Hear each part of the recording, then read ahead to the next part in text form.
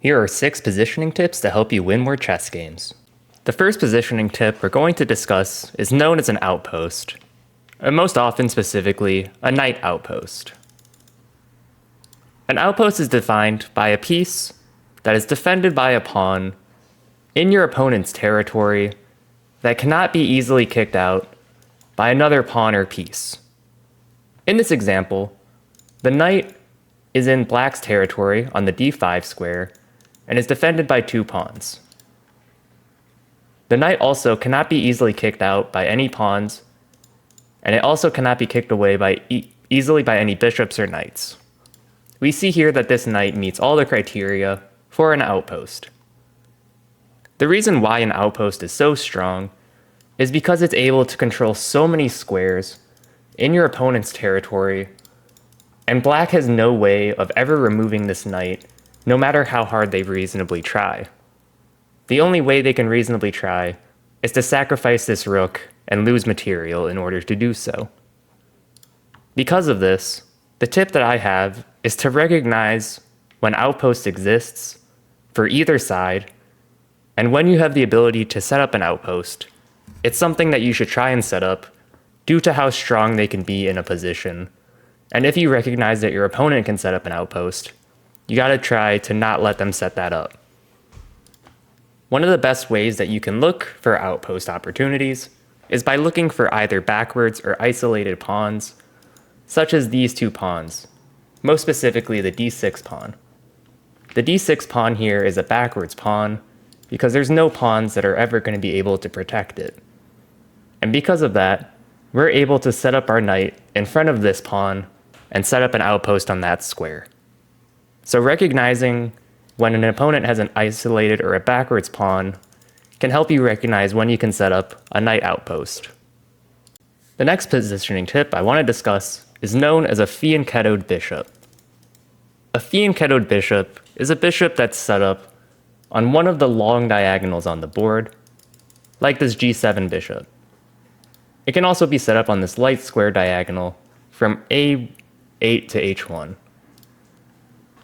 A lot of openings will naturally set up a fianchettoed bishop within the first couple of moves, if that's what the opening is based on. The reason why a fianchettoed bishop is so powerful, number 1, is that it's able to control so many squares along this one diagonal. Another thing that it's able to do is control a couple of the central squares, which are really important if you understand the opening principles and just some of the general fundamentals of chess. The other thing it does is once the king is castling kingside, the bishop serves a good role of acting as a defender for the king, preventing things like the queen from easily being able to infiltrate the kingside. And finally, the bishop on this diagonal is also able to eye some of the key squares on the queen side of the board as well, if that's where you want to play. So a fianchettoed bishop just has a lot of control and a lot of versatility in a lot of different openings, which is why it's something that is really good to know about. Some tips that I have for fianchettoed bishops are that if you are on the side that has a fianchettoed bishop, you typically do not want to give it up for even trades for either knights or bishops. The reason why is because of all the reasons I said before.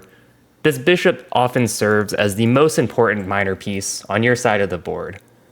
And due to all of those reasons, in a lot of positions, it doesn't make sense to just give up the bishop for an even trade for another knight or another bishop. On the flip side of that, if you're on the side facing the fianchettoed bishop, then being able to trade off your dark square bishop for the fianchettoed bishop is often a really good game plan, because it removes one of the best controllers on the opposite side's battlefield, and it also weakens a bunch of squares around the king, because the fianchettoed bishop served an important job of defending the squares near the king side.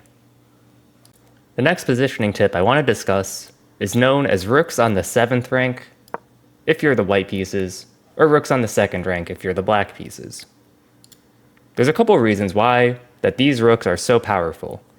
The first reason is because at the start of the game, all of the pawns start on those ranks, so there's likely many pawns that are going to be on those ranks when you put a rook there.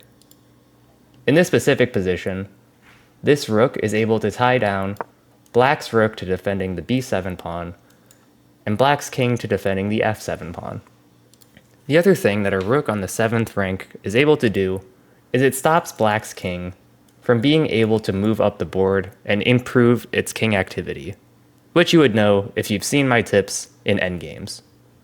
And even better than being able to put one rook on the 7th or 2nd rank is being able to put two rooks on the 7th or 2nd rank. This is generally just a complete GG win condition when you're able to get two rooks on these ranks.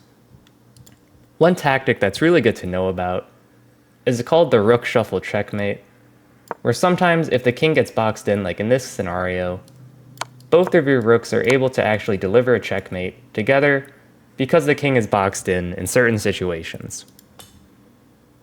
So just remember, when you see an opportunity to put a rook on the 7th or 2nd rank, do it.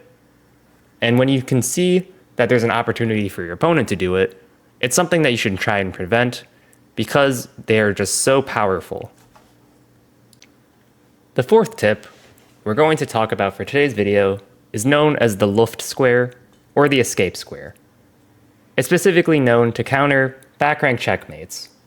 If you don't know what back rank checkmate is, there's often a position in which after the king is castled, it's stuck on the 1st rank of the board due to its pawns locking it down, and if a rook were to give it check in an unsafe position, it would be checkmate with just a single piece.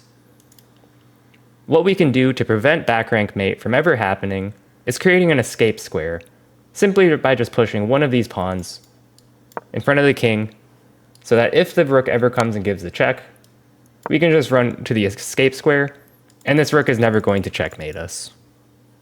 Another tip that I can sometimes give is there's sometimes opportunities where if the black pieces, or if one of the pieces, puts a piece on either the g4 or g5 squares, then you can actually create a Luft square by attacking the piece essentially for free, if you think about it, because then the piece will have to run away, essentially winning you a free turn and creating a Luft square for free.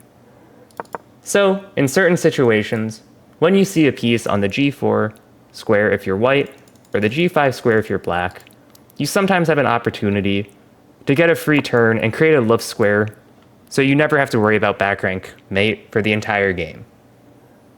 My 6th positioning tip for this video is one regarding pawn chains. When you're the side that has traded away a bishop for a knight, in this case as white, let's say we trade away our light square bishop for this knight. When we lose our light square bishop, the ideal scenario is that we're able to rebuild our pawns on a light squared chain. And the reason why is that when pawns are on light squares, they're able to control light squares on the board. So when we lose our light square bishop, whose only role is to control light squares, it's important that we have our pawns fulfill that role instead. If you're in a situation where you have a pawn chain that's all on the light squares, and you're offered a trade of this bishop for a knight, for example, that's a situation where you want to think, this is my good bishop. Because my pawn chain is all on light squares, the opposite colored bishop would be what you considered your strong bishop, whereas the light square bishop for us would be considered the weak bishop because our pawn chain is primarily all on light squares. Let me know in the comments if you want more tips for positioning.